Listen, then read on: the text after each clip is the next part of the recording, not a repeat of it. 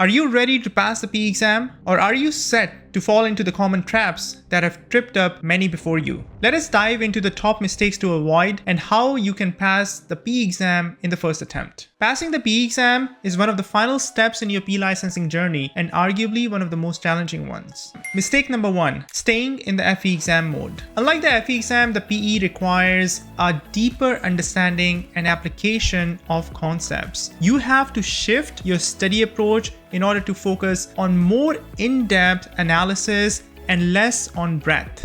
The analogy that I like to give my students is that both FE exam and PE exam are racket sports, but one is pickleball and the other one is tennis. Therefore, you have to adapt accordingly. Mistake number 2, taking a strictly problem-based numerical approach. Now, this actually is linked to mistake number 1, because when it comes to the FE exam, chances are that a good understanding of the reference handbook and lots of practice problems can potentially help you pass the FE exam. But when it comes to the PE exam, if you take a strict problem-based learning approach without grasping the underlying concepts, your chances of passing the PE exam are going to be very low, because the PE exam also tests you on a lot of conceptual angles. It is crucial to understand the why behind the problems and not just the how to solve them. Mistake number 3 is over-stressing about time management. Let me explain this. In the FE exam, you have 5 hours and 20 minutes to solve 110 questions, which roughly translates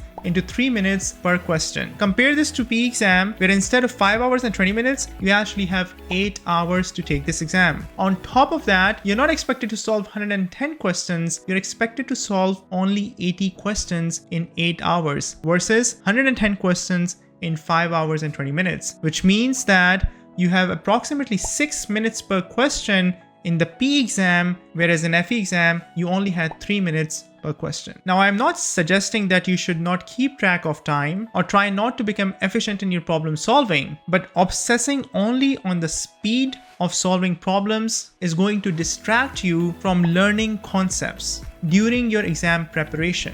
I help students prepare for FE Electrical and Computer exam and the PE Power exam. In the FE Electrical and Computer exam, we cover entire undergraduate engineering coursework based on the latest NCES exam specification. Now, it's a balancing act even in the exam preparation mode, because there's a lot to cover, which means that we have to basically focus on the fundamentals. I explain the fundamental concepts using first principles and give my students opportunity to practice with tons of high quality practice problems. But even then, when we shift from FE Electrical to PE Power, my students recognize a significant jump in terms of the depth of explanations. That is because the PE exam requires you to understand the concepts inside out, and we try not to rush through the content at all, because on the exam day, you won't be pushed for time. Most of my PE students end up completing the exam with 1 to 2 hours to spare. So don't make this mistake of unnecessarily stressing about speed and time when you're preparing for your PE exam.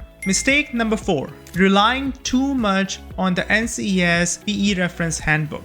I have personally not analyzed all the different NCES PE handbooks, but I'm quite familiar with the PE Power Reference Handbook. Unlike the FE Reference Handbook, which is very detailed, contains tons of equations, formulas, descriptions, the PE Power Reference Handbook tends to skip several concepts, equations, topics, and therefore if a student is assuming that they'll be able to figure things out during the exam using the reference handbook and won't really have to prepare during the exam preparation mode, the chances of the handbook coming to your rescue in the PE Power exam are much lower as compared to the reference handbook coming to your rescue in the FE exam. This means that even for the concepts that are outlined in the reference handbook, you should make an effort to go deeper in terms of your understanding and grasp of the underlying concepts. Otherwise, you will most likely struggle on the exam. The 5th mistake that students make when it comes to the PE exam preparation is that they typically under-prepare for codes and standards. In the context of PE Power exam, the codes that we have to prepare for are NESC, NESC, NFPA 70E, NFPA 497, 499, and 30B. If you're a recent graduate and don't have experience working with codes, or even if you're an experienced professional and don't work in the MEP consulting environment, the odds of you using these codes on a regular basis are actually quite slim, which means that you should actually be putting in extra time and effort effort in order to prepare for these codes. But the issue is that NEC, for instance, is an 800-page code. NESC is also roughly an 800-page code. NFPA 70 is roughly about 100 to 200 pages, and the remaining NFPA standards are slightly smaller. Collectively, we are talking about close to 2,000 pages of codes and standards for the PE Power exam. If you do not approach codes and standards properly and prepare for them effectively, you are putting roughly 20% of the entire exam by weightage at risk. Which brings us to our mistake number 6, using ineffective exam preparation resources. The vast majority of students who are enrolled in my PE Power program are working professionals. They have demanding jobs, and on top of that, we all have our personal commitments, which means that every single hour that you take out of your schedule in order to prepare for this exam comes at a premium. And you must ensure that the investment of time that you're making is helping you make progress in the right direction. I help tons of students prepare for FE Electrical and PE Power exam each year. I've authored some of the highest rated books for FE Electrical and PE Power exam preparation that have hundreds of 5-star reviews on Amazon. The program that I run for PE Power exam preparation, you'll come across student testimonials on all platforms. Whether your weakness lies in codes and standards or the more abstract topics within the exam specification, such as per unit systems, symmetrical components, fault analysis, transmission line models, power flow, power system stability, or protection and control, I will walk you through every single concept. You'll find tons of derivations within my program, high quality practice problems with detailed solutions, computer simulated practice exams, mini exams testing your understanding at the end of every subsection and section, an exclusive community for students which is moderated by myself and my teaching assistants, where you can get prompt responses to your questions and continuous support from me all along the way. I personally onboard every single student into my program. I take time to understand your scenario, whether you're a recent graduate or an experienced professional with tons of experience, whether this is going to be a first attempt or you are in a multi-attempt situation that is compatible with your timeline and schedule. Feel free to visit my website StudyforFE.com for more details on the program. And if you have any questions, feel free to type them in the comment section of this video.